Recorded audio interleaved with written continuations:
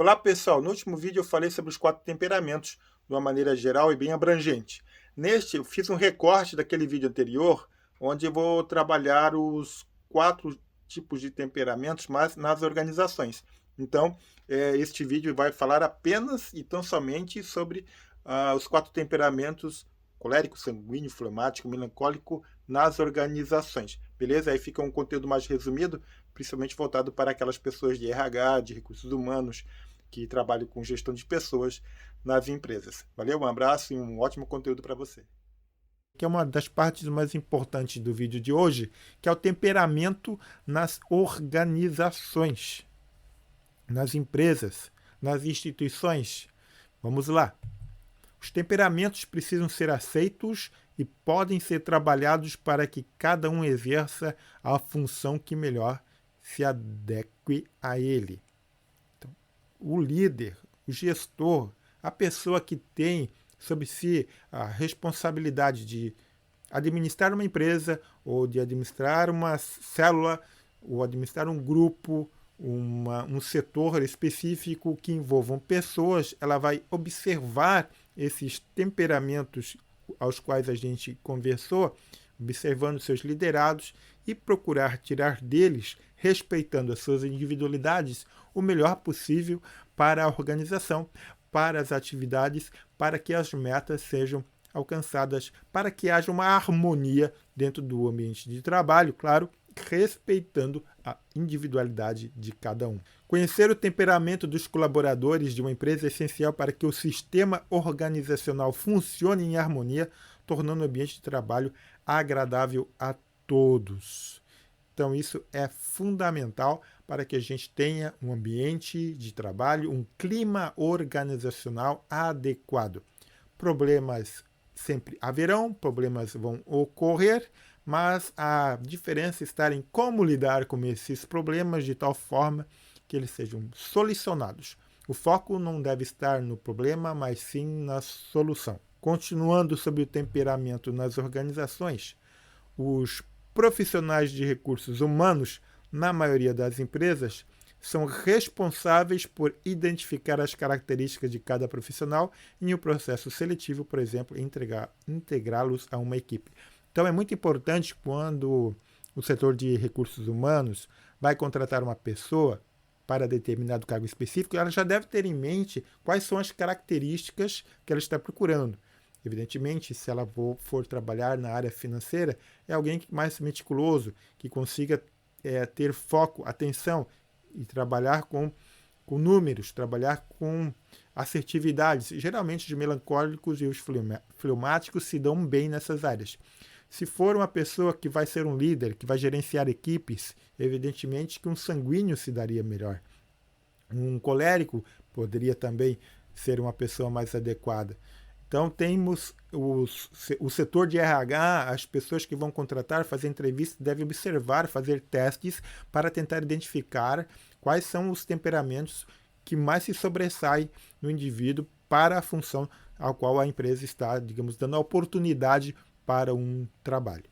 Embora cada um possua uma característica, como vimos na descrição de cada temperamento, com traços de personalidade distintos, muitas das vezes conflitantes, é possível fazer com que essas pessoas interagem em forma harmônica. Como cada tipo de temperamento se comporta em uma organização? Então essa é a grande pergunta do nosso vídeo de hoje. Como cada tipo de temperamento se comporta em uma organização? O colérico geralmente ocupa posições de liderança. Então eles são realizadores, são bons estrategistas, e são motivados pelo desafio. Assim, quando a empresa vai estar fazendo algum planejamento estratégico para desenvolver algum produto novo, quando a empresa denota algum alvo, algum objetivo a ser cumprido, os coléricos eles geralmente vão estar na frente desses projetos, vão estar ajudando o seu time a alcançar esses objetivos. E o sanguíneo? Bom, sanguíneo, as pessoas são mais extrovertidas, então. Gostam de fazer amizade com várias pessoas. Realizam várias tarefas ao mesmo tempo. São inovadores e adaptáveis.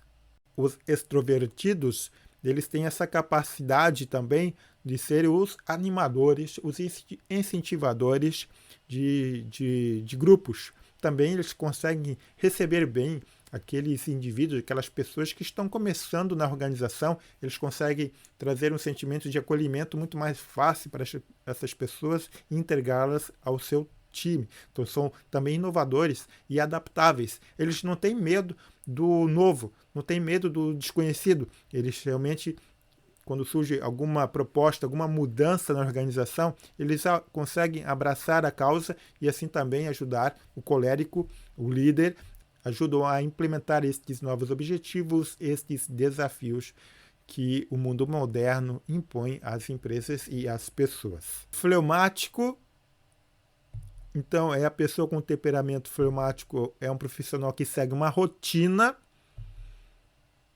Ele traz resultados sólidos e consistentes. E é preciso criar espaço para os fleumáticos falarem. Então, na organização, o fleumático ele se caracteriza por necessitar, ele se caracteriza por também desenvolver rotinas. Então, tem que estar muito bem programado, agendado. Quando sai da sua rotina, quando sai da sua agenda, ele tem uma certa dificuldade de lidar com os imprevistos. Mas também ele cumpre os prazos, ele é responsável com relação às agendas. Por isso que ele traz resultados sólidos e consistentes. Porque isso é engraçado. Lá na empresa que eu trabalho, eu vejo isso na parte do comercial, dos vendedores, a gente tem esses tipos de temperamento. Tem uma moça lá que ela é bastante assim, ela segue uma rotina, ela tem as metas definidas, ela cumpre, às vezes ela até ultrapassa essas metas, os resultados dela são sólidos. Já tem um outro vendedor, que ele é mais sanguíneo, então ele é mais expansivo, e tu vês que ele interage pouco com as questões de rotinas que são obrigatórias, que são colocadas para a equipe de vendas. Mas ambos, eles trabalham juntos no mesmo time de vendas e eles trazem os resultados que a empresa precisa também. E é preciso criar espaço para os fleumáticos falarem. Então, é importante dar oportunidade, quando tiverem equipe, quando forem falar, fazer alguma palestra, dar oportunidade para o fleumático falar, porque com certeza ele tem muito a agregar para os seus colegas de equipe, para o seu time, para a empresa. O fleumático é um profissional, então, que também gosta de reuniões e de tarefas programadas. Para ele, as reuniões servem para validar as suas metas, os seus objetivos, as suas tarefas agendadas e programadas. E, por fim, o último temperamento, o melancólico. Os melancólicos são bons projetistas e avaliadores, características de um temperamento melancólico, né? Porque eles são mais, trabalham geralmente sozinhos, eles têm essa facilidade de ver tanto micro como macro, situações micro, situações macro que possam impactar no ambiente de negócio.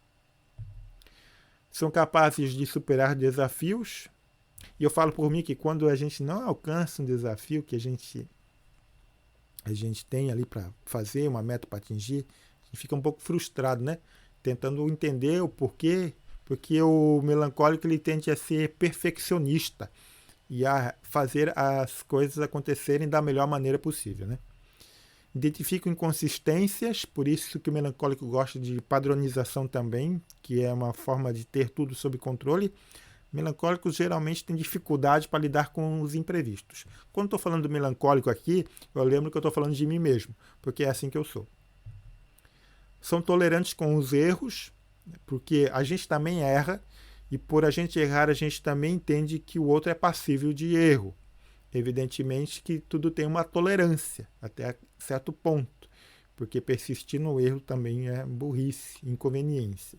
Enfim, e agora, como a gente pode então aproveitar o melhor de cada temperamento na sua organização? Como você pode usufruir deste pequeno aprendizado, dessa pequena introdução que a gente deu sobre os temperamentos? Fica claro que o desenvolvimento desse conjunto de habilidades é fundamental tanto para ser um profissional que as empresas buscam, quanto para potencializar o desempenho em suas tarefas.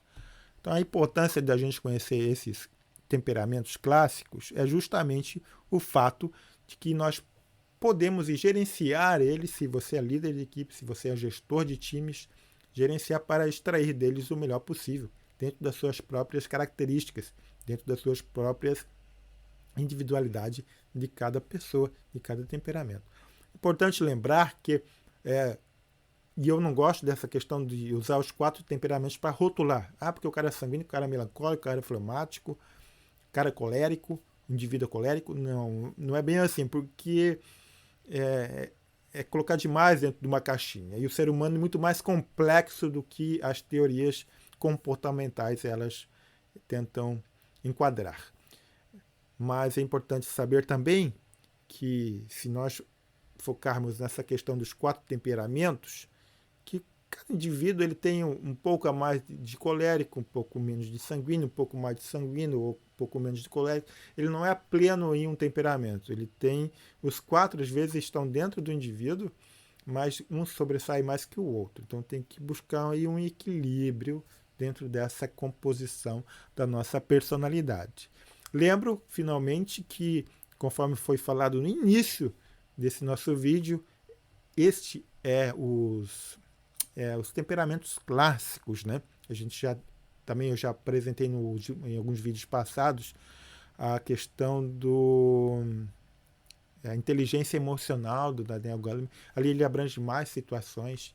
Enfim, se a gente for estudar psicologia, teoria do comportamento humano, a gente vai ter variáveis de uma mesma situação, que é o ser humano e as suas emoções, a sua personalidade e como ele se desenvolve na sociedade. Era isso por hoje. Eu agradeço a sua atenção. Quero lembrar sempre que o intuito desses vídeos é provocar você para que você tenha uma mudança de pensamento. E essa mudança de pensamento a gente chama de metanoia. Uma mudança de pensamento para tornar o ser humano melhor. Melhor tanto no comportamento, melhor mentalmente, como melhor espiritualmente também. Era isso, obrigado pela sua atenção e a gente se vê na próxima. Metanoia, mude o seu pensamento.